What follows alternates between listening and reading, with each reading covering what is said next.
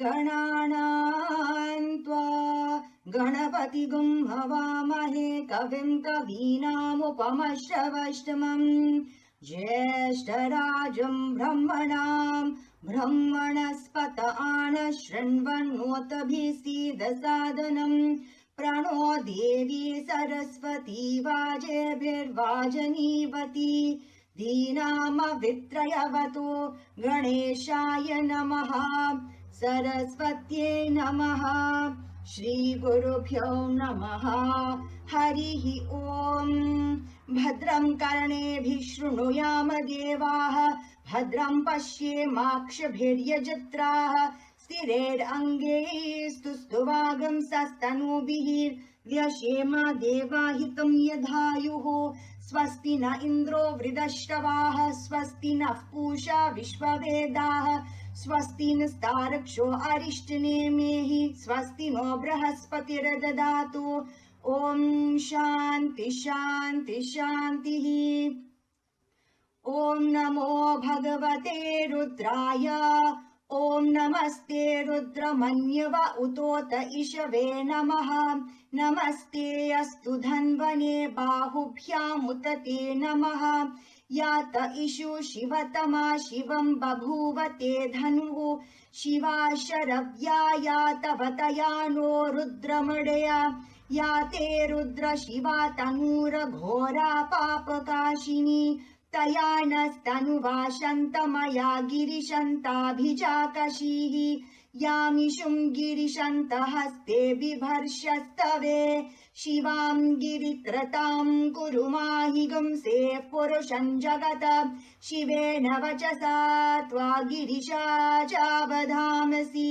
यथा नः सर्वमिज्जगत यक्ष्मगं सुमना असत अध्यवोचदधिवक्ता प्रथमो देव्योऽभिषक अहेग्यश्च सर्वान् जम्भयन्त् सर्वाश्च यातु धान्यः असो यस्ताम्रो अरुण उत बभ्रुः सुमङ्गलः ये चेमागुं रुद्र अभितो दिक्षु श्रिता सहस्रशो वैशागुं हेरयीमहे असो यो वसर्पति नीलग्रीवो विलोहितः उतेनं गोपा अदृशन्नदृशन्नुदहार्यः उतेनं विश्वा भूतानि सदृष्टो मृडयतिनः नमो अस्तु नीलग्रीवाय सहस्राक्षाय मीरुषे अथो ये अस्य सत्त्वानोऽहं तेभ्यो करन्नमः प्रमुञ्च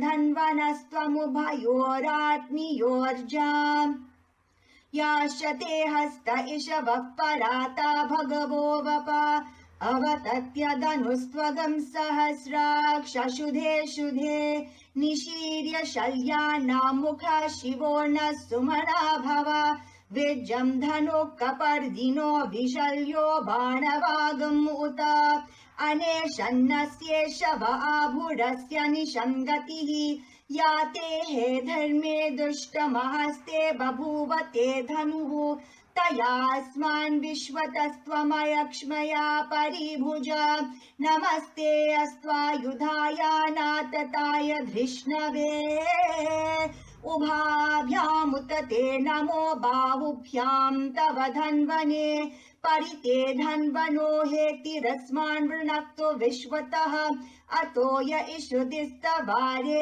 अस्मन्निदेहितम् नमस्ते अस्तु भगवन् विश्वेश्वराय महादेवाय त्र्यम्बकाय त्रिपुरान्तकाय त्रिकाग्निकालाय कालाग्निरुद्राय नीलकण्ठाय मृत्युञ्जयाय सर्वेश्वराय सदाशिवाय श्रीमन्महादेवाय नमः नमो हिरण्यबाहवे सेनान्ये दिशां च पतये नमो नमो वृक्षेभ्यो हरिकेशेभ्यः पशूनां पतये नमो नमः सस्पिञ्जराय त्विषीमते पथीनां पतये नमो नमो बभ्लुषाय विद्याधीने नान्नां पतये नमो नमो हरिकेशायोपवीतिने पुष्टानां पतये नमो नमो भवस्य हेत्ये जगत्तां पतये नमो नमो रुद्राय तताविने क्षेत्राणां पतये नमो नमः सूताय हन्त्याय वनानां पतये नमो नमो रोहिताय स्तपतये वृक्षाणां पतये नमो नमो मन्त्रणे वाणिजाय कक्षाणां पतये नमो नमो भुवन्तये वारिवस्कृतायौषधीनां पतये नमो नमः उच्चैर्घोषाय क्रन्दयते पत्तीनां पतये नमो नमः कृत्स्नवीताय धावते सत्त्वनां पतये नमः नमः सहमानाय नव्यादिन आव्यादिनीनां पतये नमो नमः ककुभाय निषङ्गिणे स्तेनानां पतये नमो नमो निषङ्गिन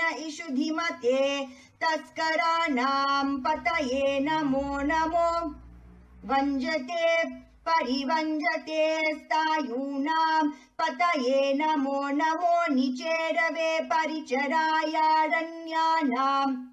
पतये नमो नमः श्रीकाव्यभ्यो जिगागं सद्भ्यो मुष्णताम् पतये नमो नमोऽस्मद्भ्यो नक्तं चरभ्यः प्रकृन्तानाम् पतये नमो नमः उष्णीषिने गिरिचराय कुलुञ्चानाम् पतये नमो नमः इषुमद्भ्यो धन्वादिभ्यश्च वो नमो नमः आतन्वानेभ्यः प्रतितधानेभ्यश्च वो नमो नमः आयश्चद्भ्यो विसृजद्भ्यश्च वो नमो नमो स्यद्भ्यो विद्यद्भ्यश्च वो नमो नमः आसीनेभ्यश्च यानेभ्यश्च वो नमो नमः स्वपद्भ्यो जाग्रद्भ्यश्च वो नमो नमः स्तिष्ठद्भ्यो धावद्भ्यश्च वो नमो नमः सभापतिभ्यश्च वो नमो नमो अश्वेभ्यो अश्वपतिभ्यश्च वो नमः नम आव्याधिनीभ्यो विविद्यन्तिभ्यश्च वो नमो नम उगणाभ्यस्त्रिगंहतिभ्यश्च वो नमो नमो गृत्सेभ्यो गृत्सपतिभ्यश्च वो नमो नमो व्रातेभ्यो व्रातपतिभ्यश्च वो नमो नमो गणेभ्यो गणपतिभ्यश्च वो नमो नमो विरूपेभ्यो विश्वरूपेभ्यश्च वो नमो नमो महद्भ्यः क्षुल्लकेभ्यश्च वो नमो नमो रतिभ्यो रतेभ्यश्च वो नमो नमो रथेभ्यो रत्तपतिभ्यश्च वो नमो नमः सेनानीभ्यश्च वो नमो नमः क्षत्तर्भ्यः सङ्ग्रहीतर्भ्यश्च वो नमो नमः सक्षभ्यो रथकारेभ्यश्च वो नमो नमः कुलालेभ्यः कर्मारेभ्यश्च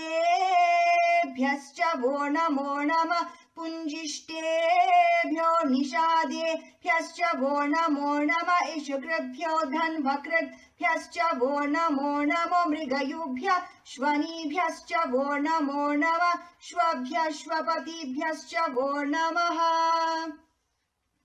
नमो भवाय च रुद्राय च नमः शरवाय च पशुपतये च नमो नीलग्रीवाय च शितिकण्ठाय च नमः कपर्दिने च व्युप्तकेशाय च नमः सहस्राक्षाय च शतधन्वने च नमो गिरिशाय च शिपिविष्टाय च नमो मीरुष्टमाय च सुमते च नमो रसवाय च वामनाय च नमो प्रहते च वर्षीयसे च नमो वृद्धाय च संवृद्ध्वने च नमो अग्र्याय च प्रथमाय च नमः आशवे च जिराय च नमः शीघ्रियाय च शेव्याय च नमः ऊर्म्याय च वस्वन्याय च नमः श्रोतस्याय च द्वेत्याय च नमो ज्येष्ठाय च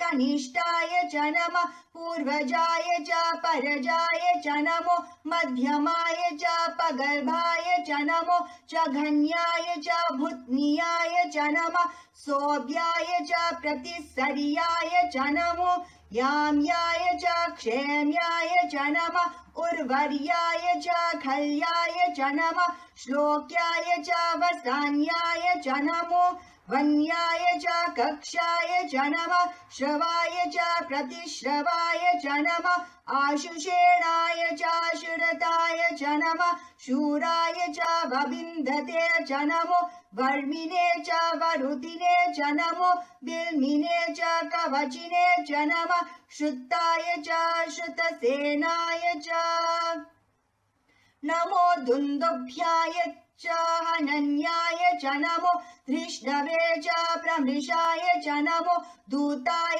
च प्रहिताय च नमो निषङ्गिने च शुधिमते च नमः तीक्ष्णीषवे च युधिने च नमः स्वायुधाय च सुधन्वने च नमः श्रुत्याय च पत्याय च नमः काट्याय च नेभ्याय च नमः सूध्याय च सरस्याय च नमो नाध्याय च वेशन्ताय च नमः कूप्याय च वत्याय च नमो वर्षाय च नमो मेघ्याय च विद्युत्याय च नमः ईध्रियाय च तप्याय च नमो वात्याय च रेश्मियाय च नमो वास्तव्याय च वास्तुपाय च।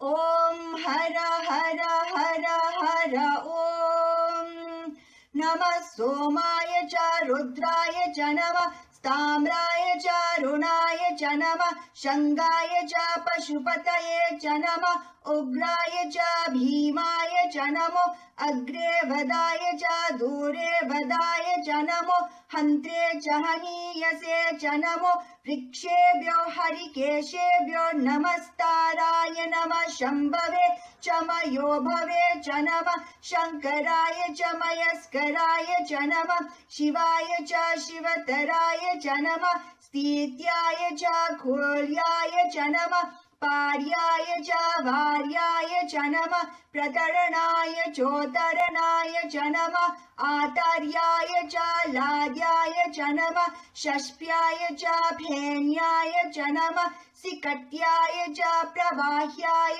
च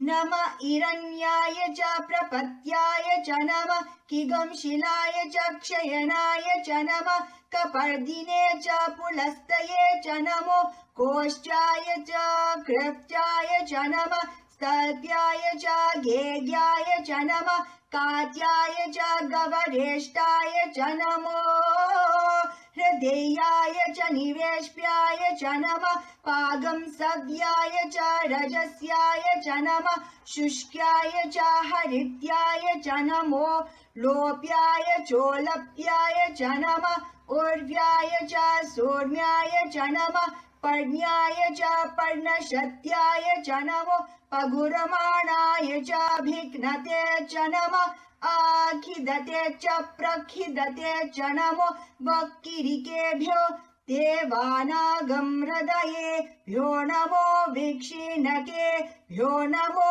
वीक्षिन्वट्केभ्यो नमः आनिरहतेभ्यो नमः आमिवट्केभ्यः द्रापे अन्धसस्पते दरिद्रन्नीललोहिता येषां पुरुषाणाम् येषां पशूनां माभेर्मा रोमो येषां किञ्चन ममता या ते रुद्र शिवा तनो शिवा विश्वाह भेषजी शिवा रुद्रस्य भेषजी तया नो बृहजीवसे इमागुं रुद्राय तवसे कपर्दिने क्षयद्वीराय प्रबरामहे मतिं यथा न शमशत्विपते चतुष्पते विश्वं पुष्टं ग्रामे अस्मिन्ननातुरं मृडानो रुद्रोत नो मयस्कृति क्षयद्वीराय नमसा विधेमते यच्चं च योश्च मनुरायजे पिता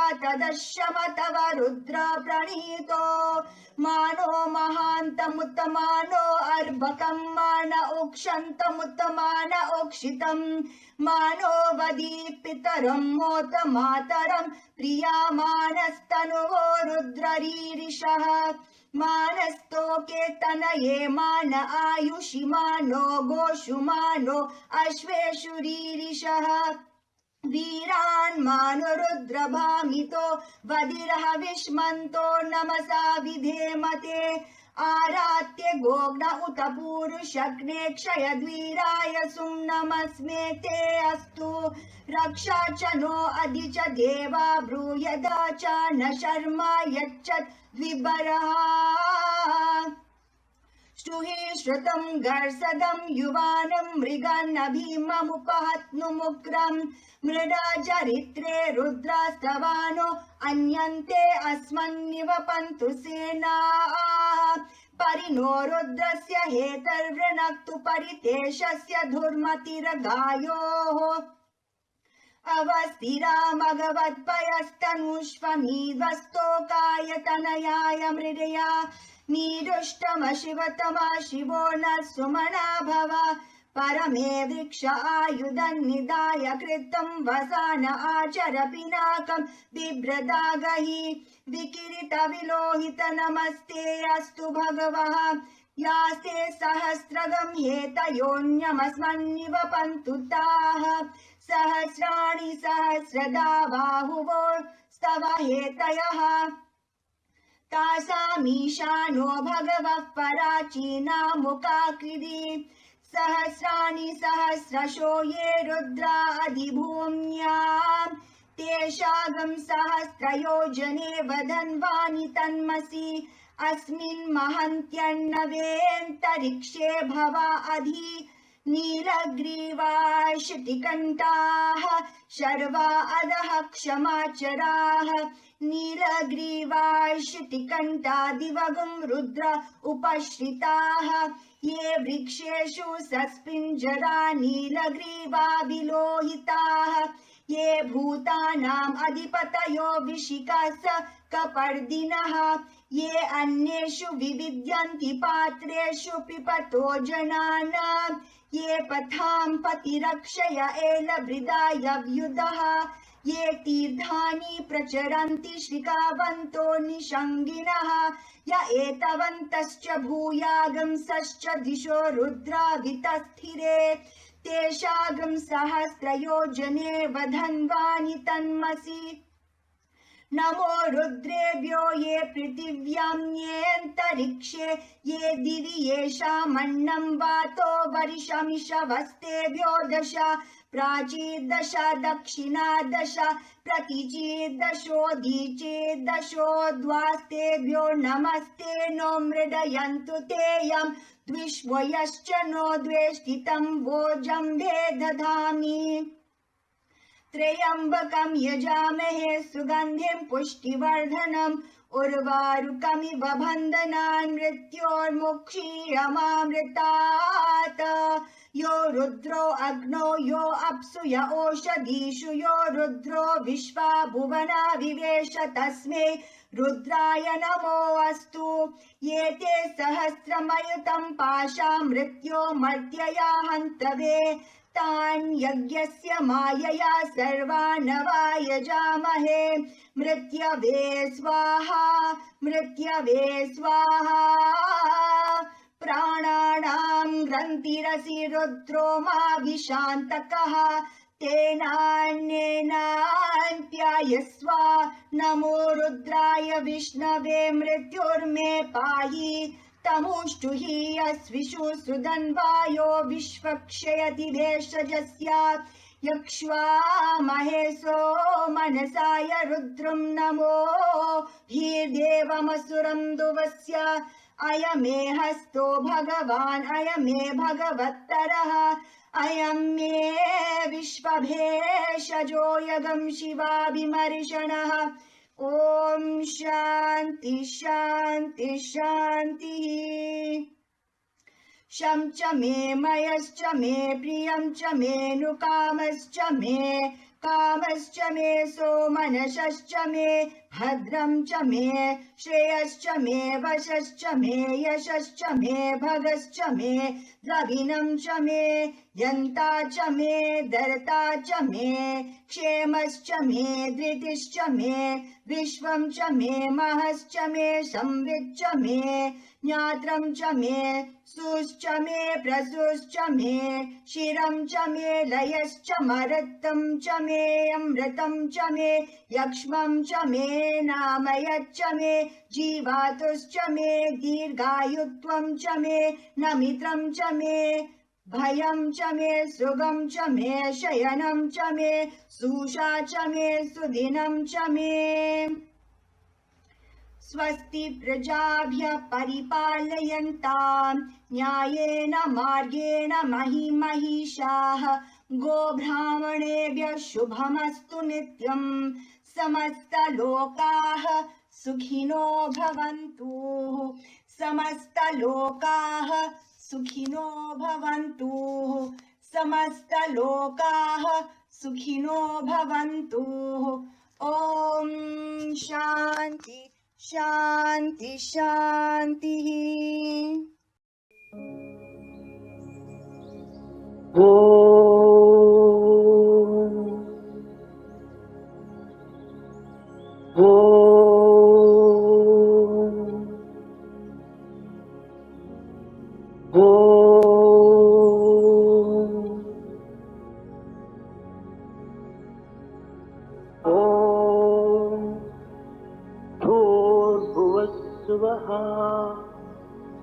तत्सवितुर्वरेण्यं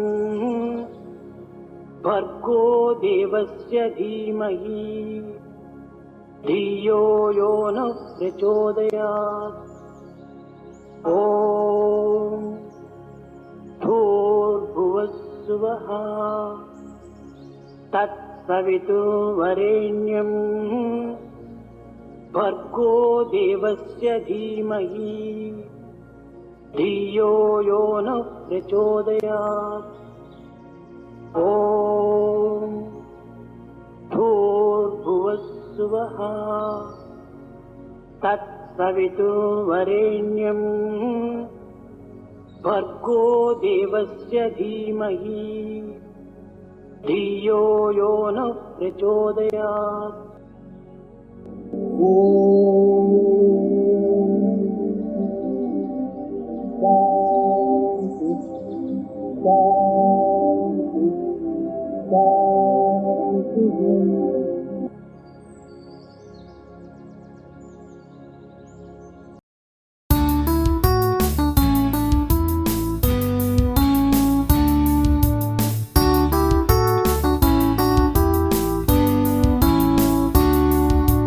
Ganesh, sweetest one, humbly I implore thee. Ganesh, sweetest one, humbly I implore thee. Ganesh, sweetest one, humbly I implore thee. Ganesh, sweetest one, humbly I implore thee. Ganesh, dearest one, clear the path before me.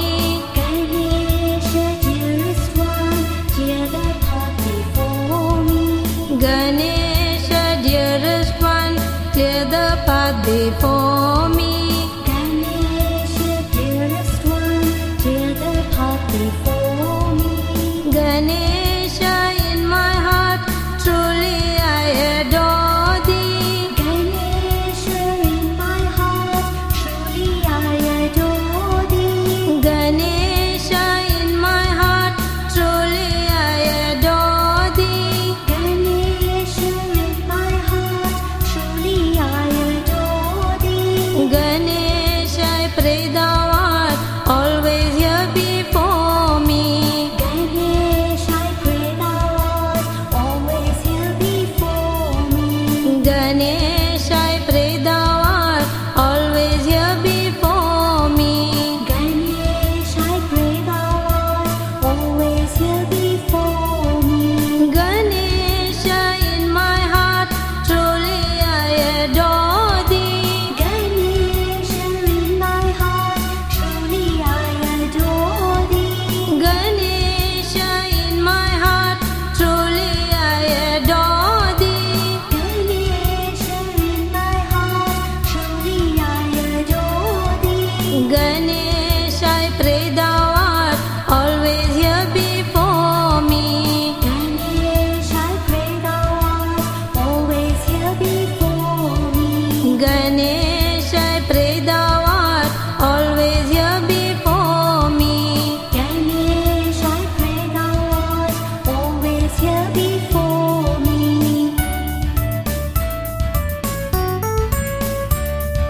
Ganesh, sweetest one, humbly I implore thee. Ganesh, sweetest one, humbly I implore thee. Ganesh, dearest one, clear the path before me. Ganesh, dearest one, clear the path before me.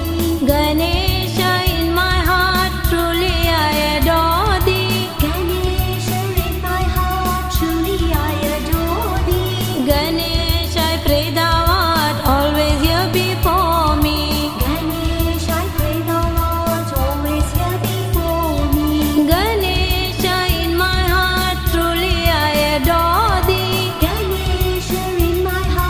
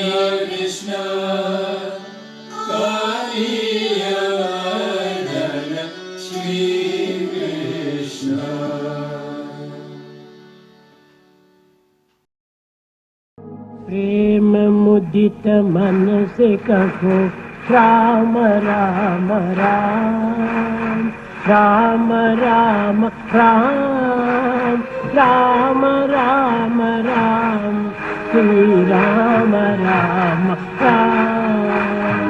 प्रेम मुदित मन से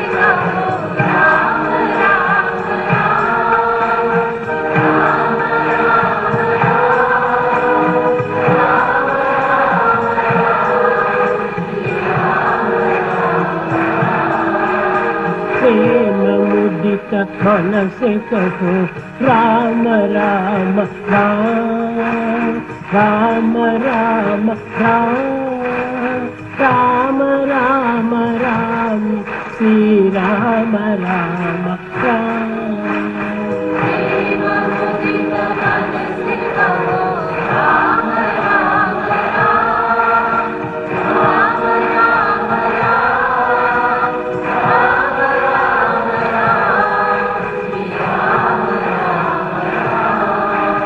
पाप कटे दुख मिटे लेत राम नाम,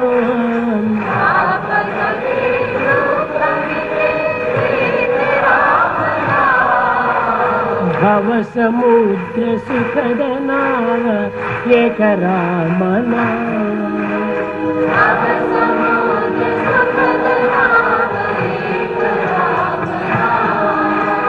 परम शांति सुख निदान दिय राम नाम,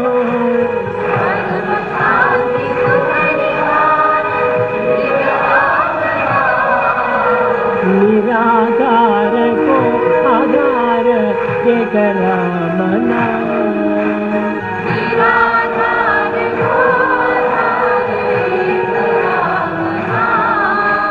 माता पिता बंधु सखा सब ही राम नाम,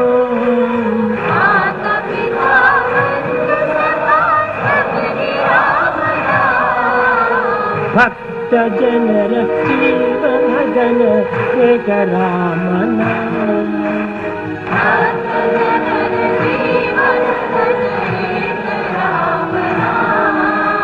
भक्त जनर जीवन जन एक राम नाम।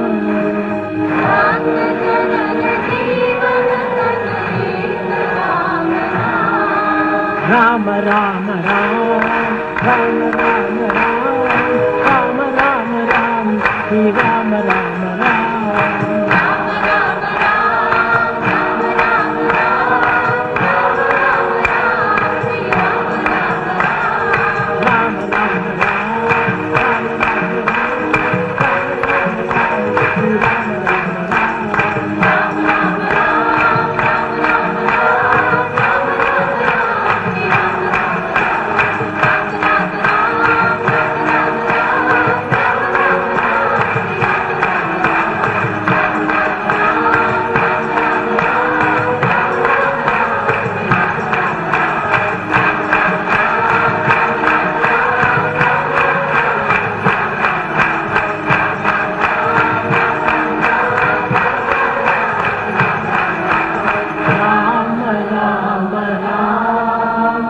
राम राम राम, राम राम राम, श्री राम राम राम, श्री राम राम राम।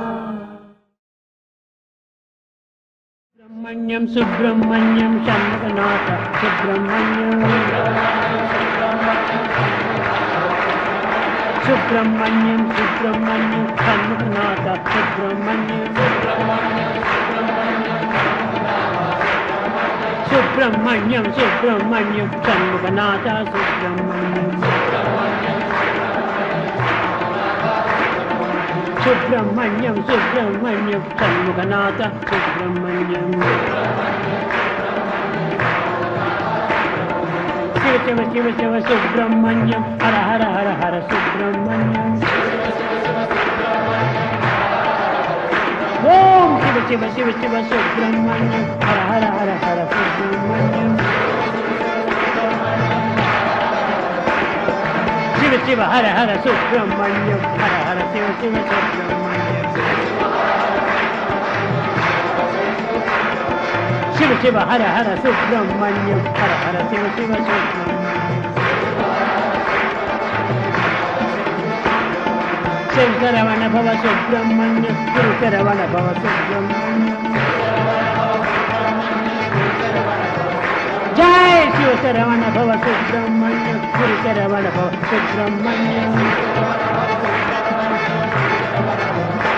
ओम शिव शरवण भव सुब्रह्मण्यम शिव शरवण भव सुब्रह्मण्यम शिव शिव हर हर सुब्रह्मण्यम हर हर शिव शिव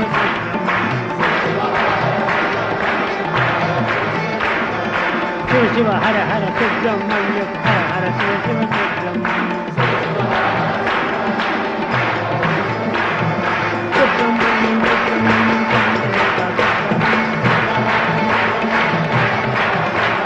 सुब्रह्मण्यम सुब्रह्मण्यम सुब्रह्मण्यम जय सुब्रह्मण्यम सुब्रह्मण्यम ओम सुब्रह्मण्यम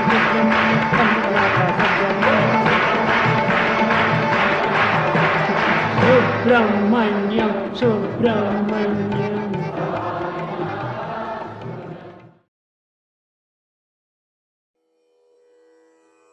ॐ तत्सत् श्रीनारायण तु पुरुषोत्तम गुरुतु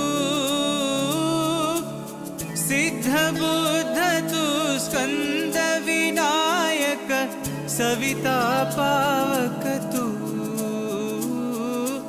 सविता पावक तु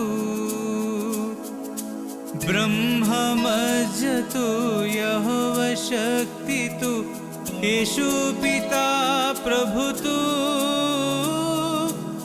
रुद्रविष्णु तु रामकृष्ण तु रहीमताओ तु रहीमताओ तु वासुदेव गो विश्वरूप तु चिदानंद हरितु अद्वितीय तु अकाल निर्भय आत्मलिंग शिव तु आत्मलिंग शिव तु आत्मलिंग शिव तु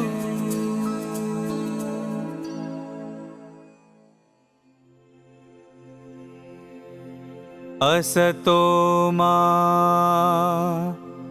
सद्गमया तमसो मा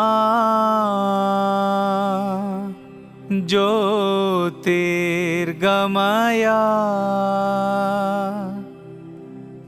मृत्योर्मा अमृतं गमया ॐ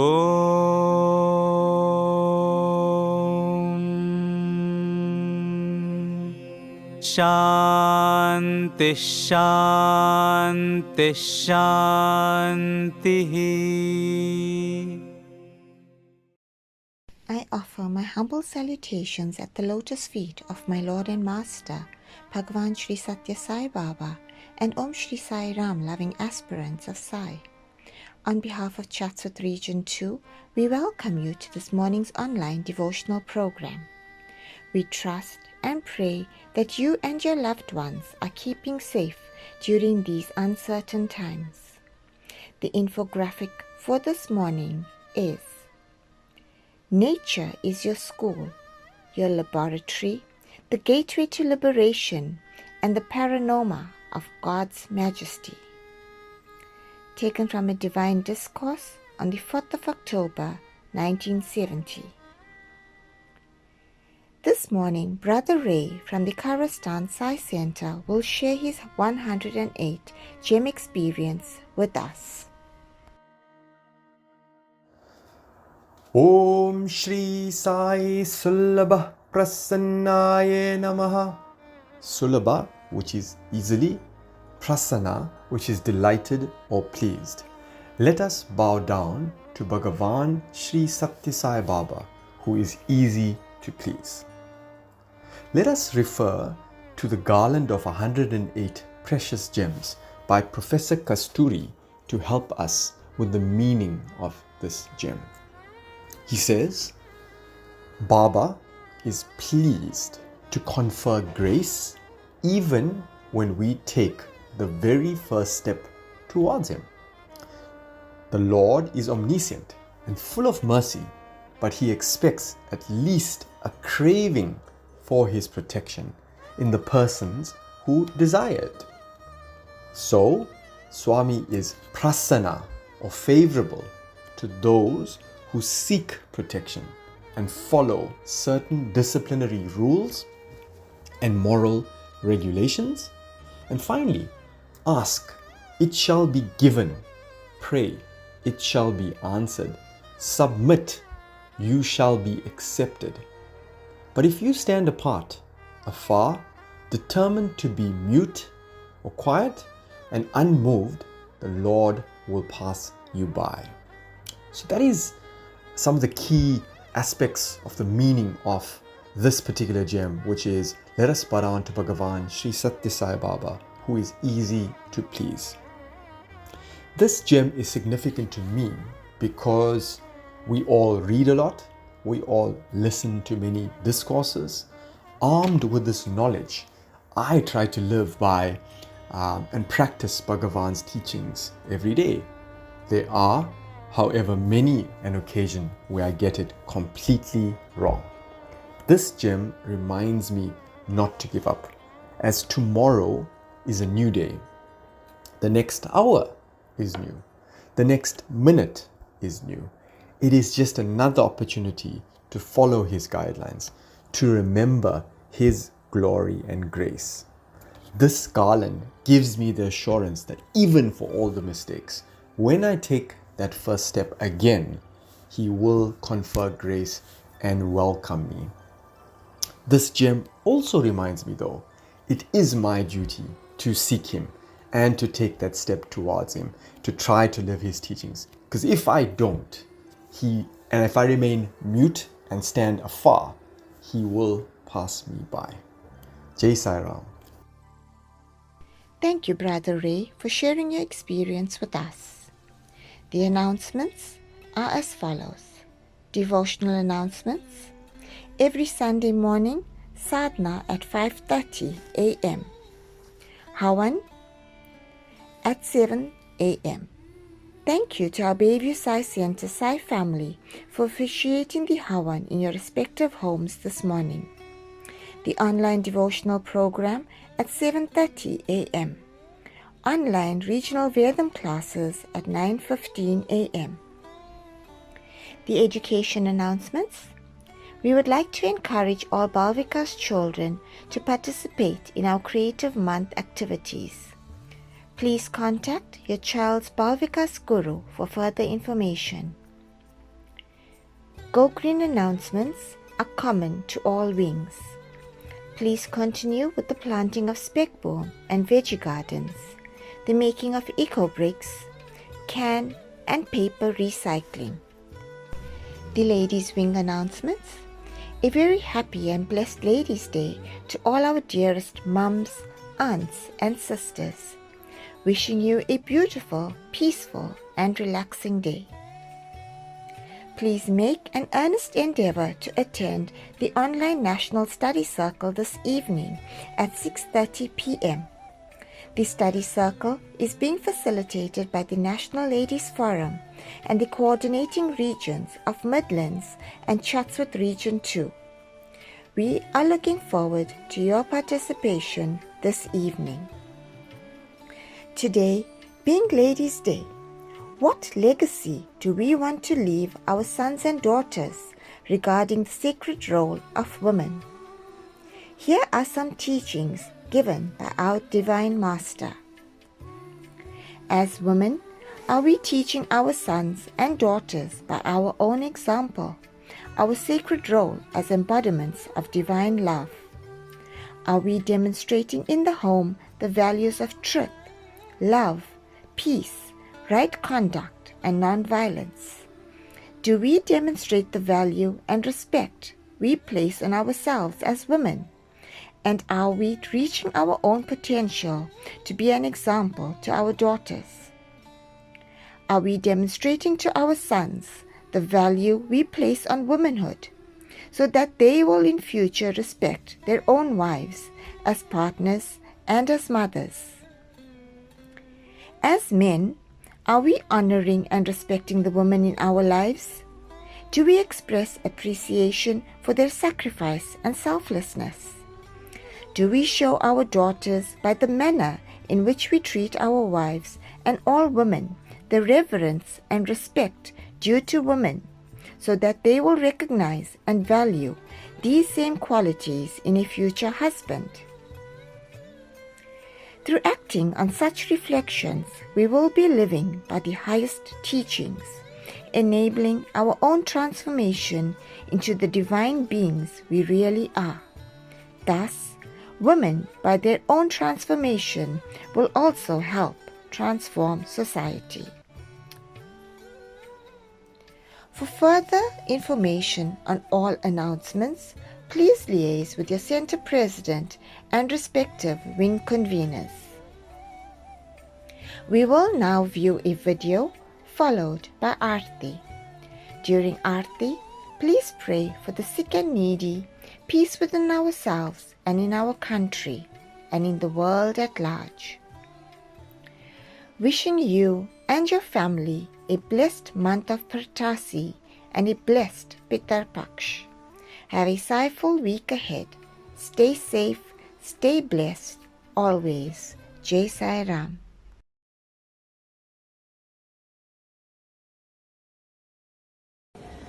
I offer my humble pranams at the divine lotus feet of my Lord and Master Bhagavan Shri Satya Sai Baba. Om Sai Ram, dear embodiments of love. My name is Akshi Mudli and I'm the Ladies Wing Convener of Queensborough Sai Centre. My life was so different before I accepted Swami as my Lord. I was a troubled soul fighting my daily emotional battles whilst finding myself. Being a shy and introverted person, expressing myself was really difficult. Going through many challenges in life and not having Swami at that time made me a very troubled person. I have never been to Prashanti. I have only met Swami in my dreams, and that was all it took for me to seek my master. My life has changed so remarkably, it's unbelievable. I can't imagine my life without my Swami. Swami has opened my eyes and mind. I'm seeing and thinking differently. Being an instrument of Swami is a very challenging path, but the reward of spiritual growth is the sacrifice. I pray to Swami for his blessings and guidance in my spiritual journey. Jai Sai Ram.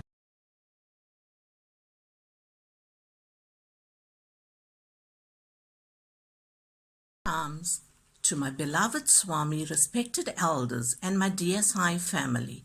I am Padmini Naidu from the Amslatuzana Sai Center. Women are born for a reason. It's a privilege to be who you are. Your real job is to hear what your calling is, honor it, and share it in service to others. Strong women are forged through the challenges of life, growing mentally and emotionally. God could not be everywhere, so he made mothers. Motherhood is the most precious gift of God. A woman's greatest honor is to look at her son with pride and know that she's helped him become a man. A natural role is to be a pillar to the family. Remember, all the great saints, heroes, and warriors were born to women who made them great. The key to success is simple enjoyment, liking yourself, and liking what you do and how you do it. We are sisters, healers, mothers, and goddess warriors. Swami wants us to have good qualities, to believe and be content in oneself, have pure thoughts, faith, compassion, sacrifice, and love. On a lighter note, I like being a woman, even in a man's world. After all, men can't wear dresses, but we women can wear the pants. Yes to strong women. May we know them, be them, and raise them. Hail to all women. Jai Sai Ram.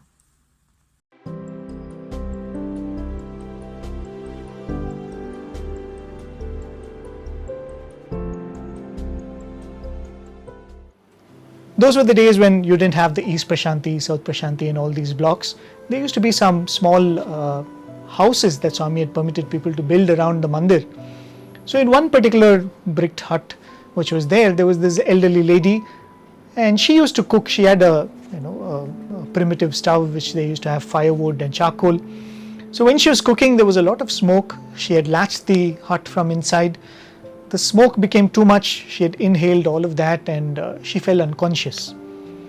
And nobody was around. Around 10 o'clock in the morning, they realized that this lady had not come out for a long time. So they go and knock at the door, no response. So they break open the door and they go inside. They find this lady is fallen unconscious. They rush her to the general hospital, which was there by then. And Swami is duly informed. The moment Swami got to know, Swami himself went to the general hospital, inquired about her well-being. And Swami being Swami, he comes back and he calls all the residents of Prashanti Nilayam at that point in time, and he tells them, see, isn't it your duty to inquire about the well-being of the neighbors?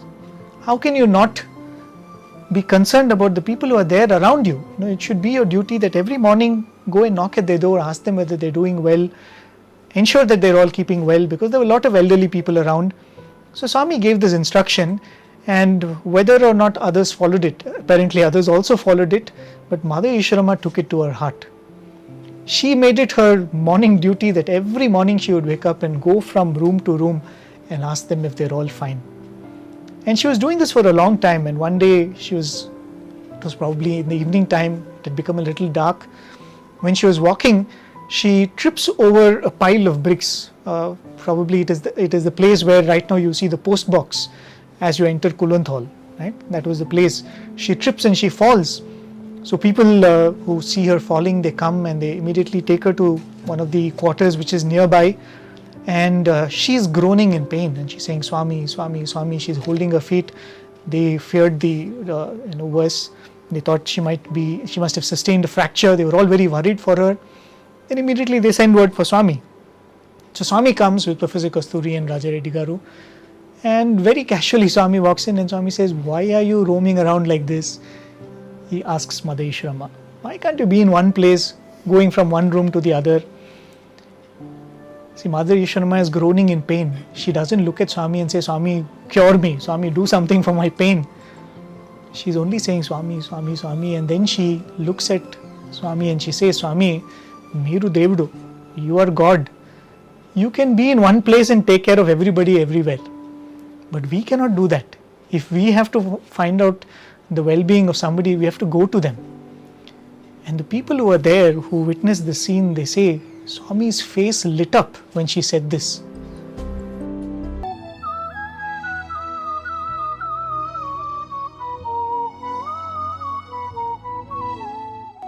స్త్రీలు కూడినప్పుడే జగత్తంతా కూడాను ఒక పవిత్రమైనటువంటి దేశంగా రూపొందుతుంది. It's only when the women get together that the whole nation becomes something exemplary. ఈ స్త్రీల యొక్క సంఘము ఎంతనో గొప్ప విలువను సంపాదించింది. So this society of women lends it a lot of dignity. ఇటువంటి స్త్రీ తత్వమును ఈనాటి పురుషులు కూడాను గుర్తించడానికి ప్రయత్నించటం లేదు. So men should make an effort to understand this value in women. దేశమును కూడాను హస్తగతము గావించుకునేటువంటి శక్తి కలిగినటువంటి స్త్రీలు ఈ స్త్రీలు. These women are those who can really do such things in the world. స్త్రీలు కేవలం సామాన్యమైనటువంటి యొక్క బానిసలుగా భావిస్తున్నారు అనేక మంది పురుషులు. Men think that women are just subordinate to them. కాదు కాదు. It's not so. వారు తలంచినప్పుడు జగత్తునే ఒక మూట మాదిరి కట్టగలరు. When they just think they can just bundle up the world.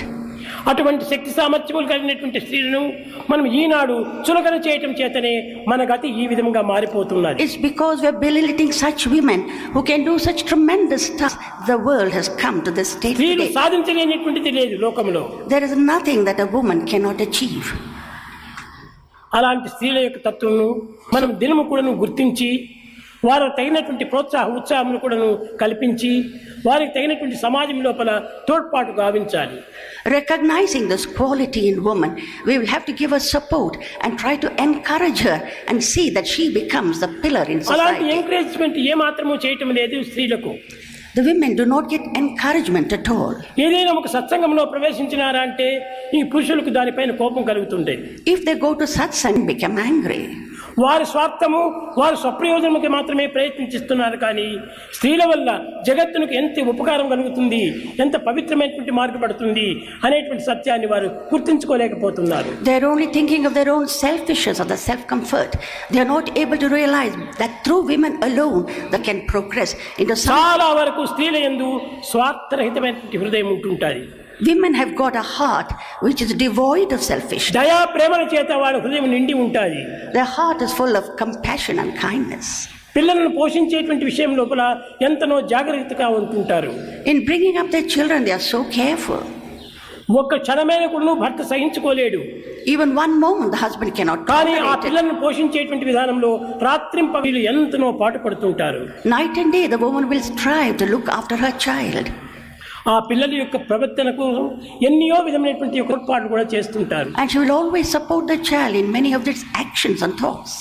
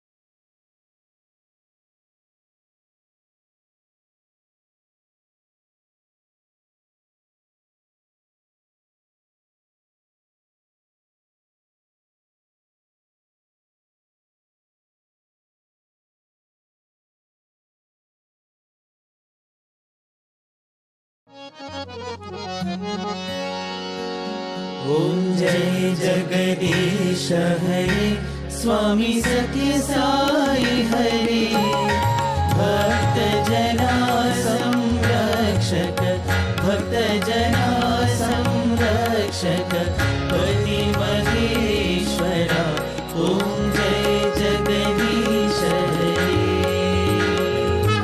शशिवदना श्रीकरा सर्वा प्राणपते स्वामी सर्वा प्राणपते आश्रित कल्पलतिका आश्रित कल्पलतिका आपतान्धवा ॐ जय जगदीश हरे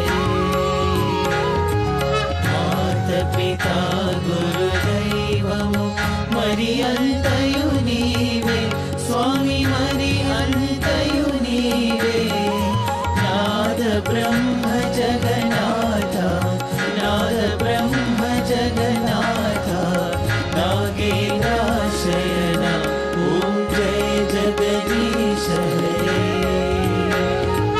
ओंकार रूप ओजस्वी हो साई महादेवा सत्य साई महादेवा मंगल आरती अंधुको मंगल आरती अंधुको मंगल गिरिधारी ओम जय जगदीश हरे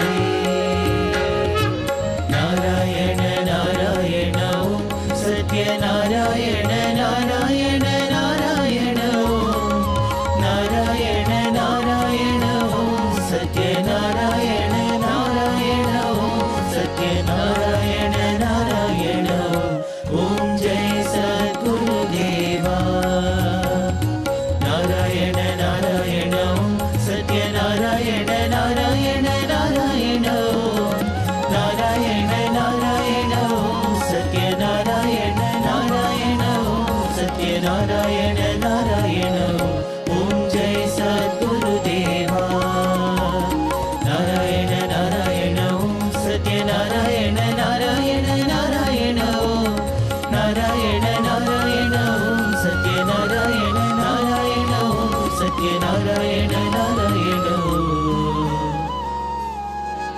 ओम जय सद्गुरुदेवा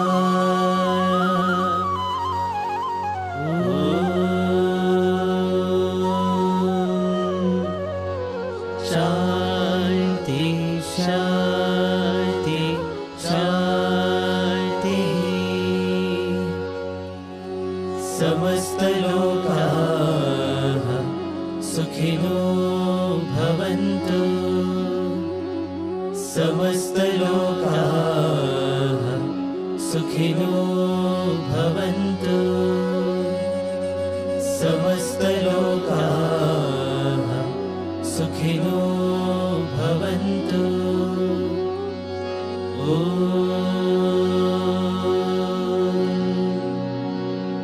शांति शांति शांति जय बोलो भगवान श्री सत्य साई बाबा जी की जय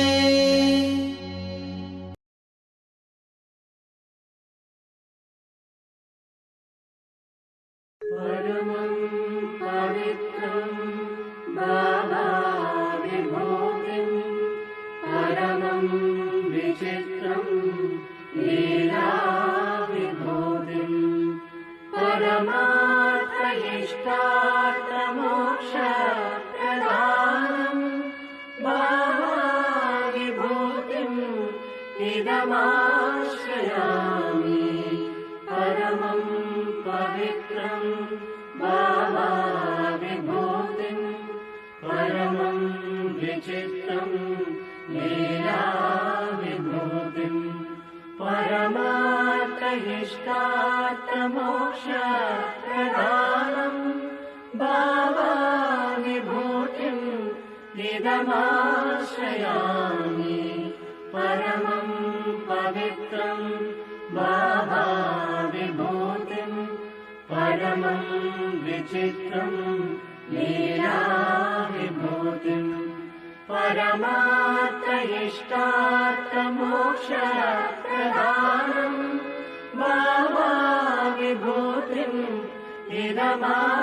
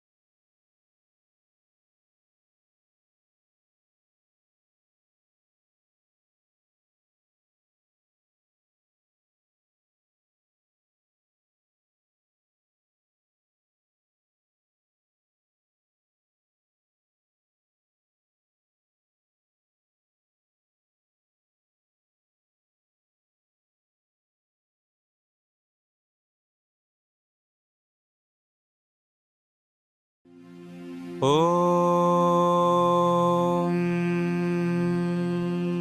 साईश्वराय विद्महे सत्यदेवाय धीमहि तन्नः सर्वप्रचोदयात्। ॐ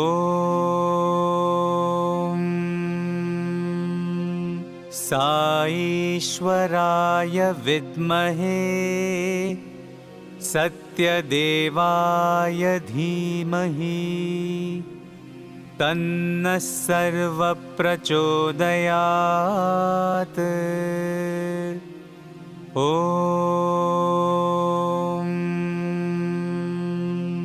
साईश्वराय विद्महे सत्यदेवाय धीमहि तन्नः सर्वप्रचोदयात्।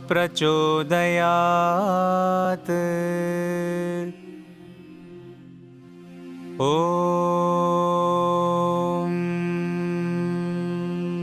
साईश्वराय विद्महे सत्यदेवाय धीमहि तन्नः सर्वप्रचोदयात्। ॐ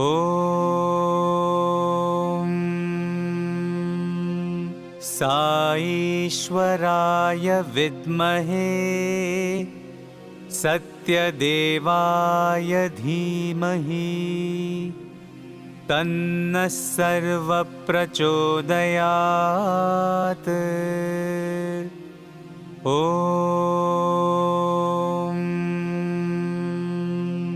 साईश्वराय विद्महे सत्यदेवाय धीमहि तन्नः सर्वप्रचोदयात्।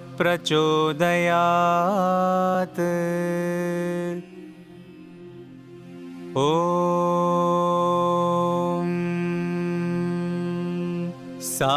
साईश्वराय विद्महे सत्यदेवाय धीमहि तन्नः सर्वप्रचोदयात्।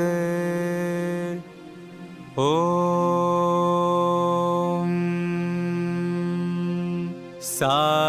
साईश्वराय विद्महे सत्यदेवाय धीमहि तन्नः सर्वप्रचोदयात्। ॐ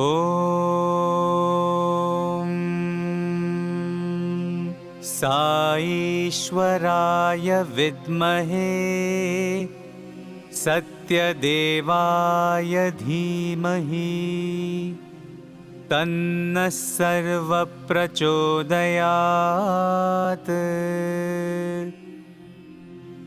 ॐ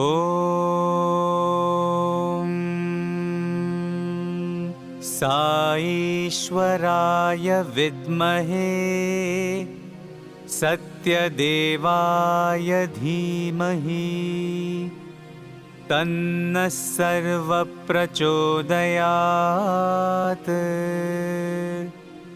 ॐ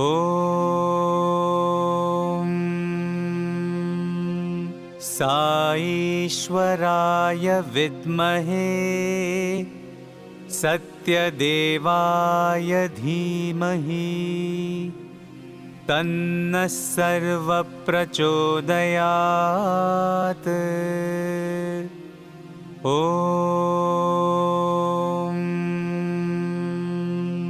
साईश्वराय विद्महे सत्यदेवाय धीमहि तन्नः सर्वप्रचोदयात्।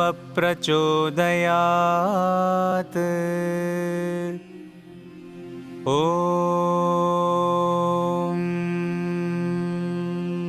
साईश्वराय विद्महे सत्यदेवाय धीमहि तन्नः सर्वप्रचोदयात्।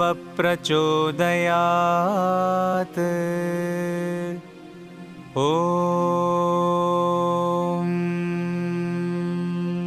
साईश्वराय विद्महे सत्यदेवाय धीमहि तन्नः सर्वः प्रचोदयात्। ॐ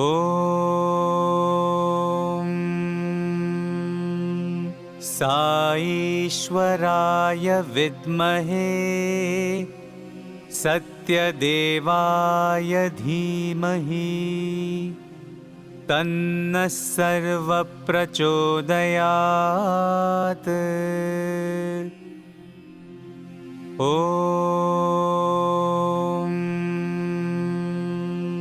साईश्वराय विद्महे सत्यदेवाय धीमहि तन्नः सर्वः प्रचोदयात्। ॐ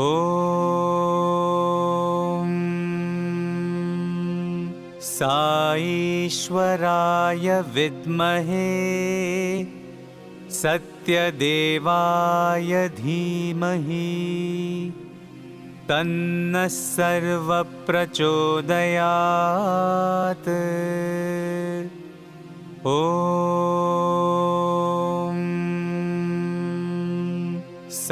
साईश्वराय विद्महे सत्यदेवाय धीमहि तन्नः सर्वः प्रचोदयात्।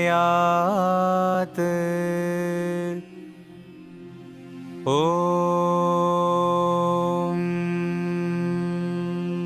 साईश्वराय विद्महे सत्यदेवाय धीमहि तन्नः सर्वः प्रचोदयात्।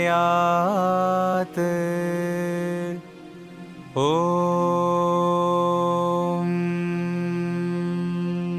साईश्वराय विद्महे सत्यदेवाय धीमहि तन्नः सर्वः प्रचोदयात्। ॐ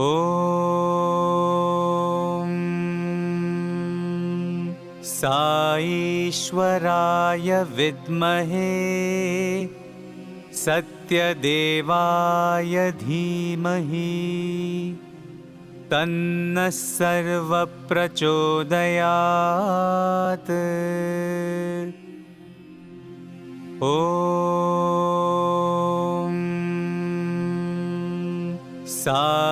साईश्वराय विद्महे सत्यदेवाय धीमहि तन्नः सर्वः प्रचोदयात्। ॐ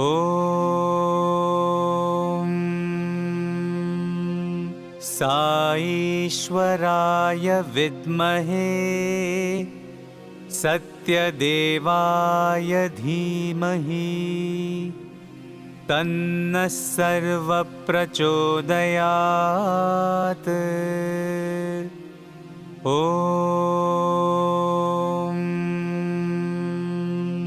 साईश्वराय विद्महे सत्यदेवाय धीमहि तन्नः सर्वः प्रचोदयात्। ॐ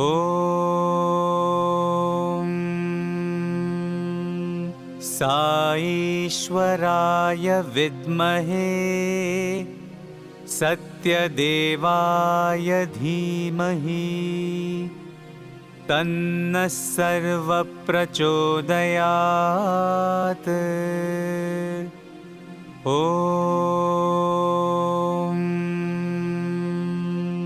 साईश्वराय विद्महे सत्यदेवाय धीमहि तन्नः सर्वः प्रचोदयात्।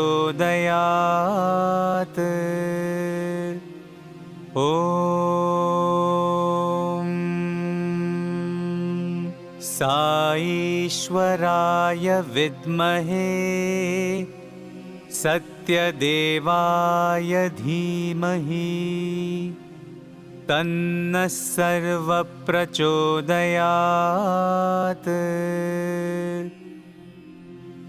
ॐ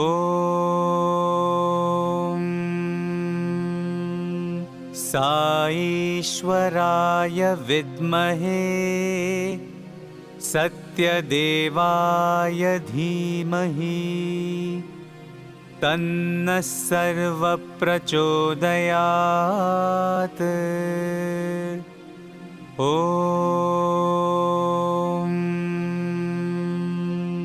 साईश्वराय विद्महे सत्यदेवाय धीमहि तन्नः सर्वप्रचोदयात्।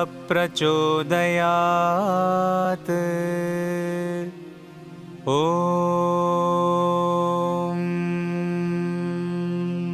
साईश्वराय विद्महे सत्यदेवाय धीमहि तन्नः सर्वप्रचोदयात्। ॐ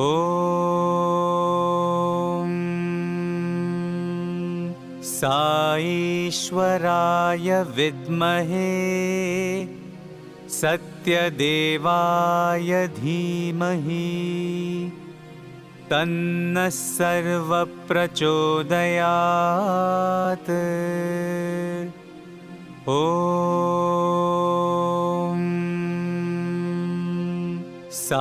साईश्वराय विद्महे सत्यदेवाय धीमहि तन्नः सर्वप्रचोदयात्। ॐ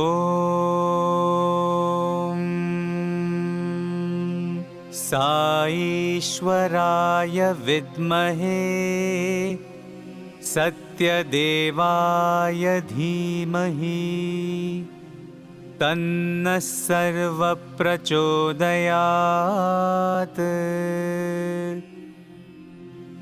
ॐ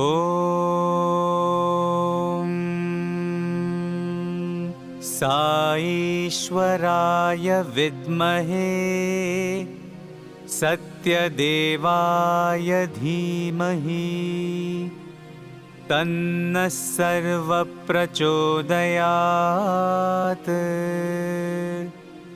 ॐ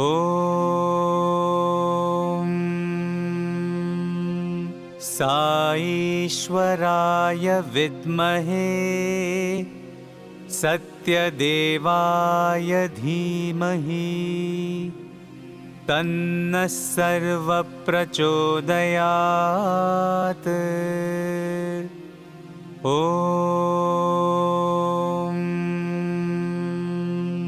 साईश्वराय विद्महे सत्यदेवाय धीमहि तन्नः सर्वप्रचोदयात्।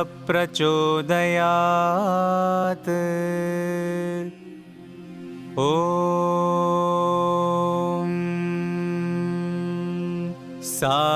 साईश्वराय विद्महे सत्यदेवाय धीमहि तन्नः सर्वप्रचोदयात्। ॐ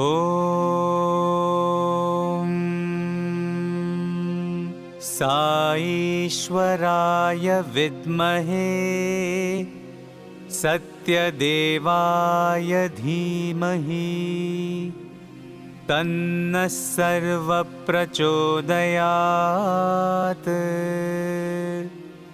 ॐ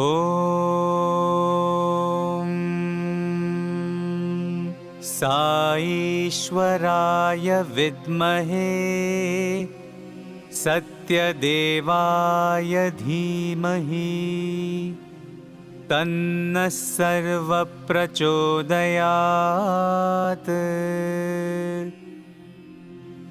ॐ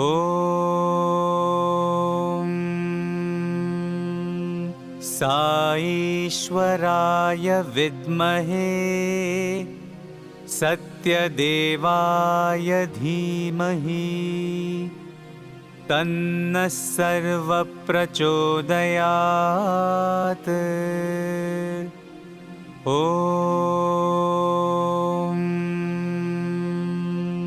साईश्वराय विद्महे सत्यदेवाय धीमहि तन्नः सर्वप्रचोदयात्।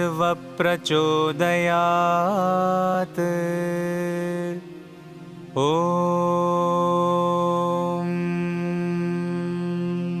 साईश्वराय विद्महे सत्यदेवाय धीमहि तन्नः सर्वप्रचोदयात्।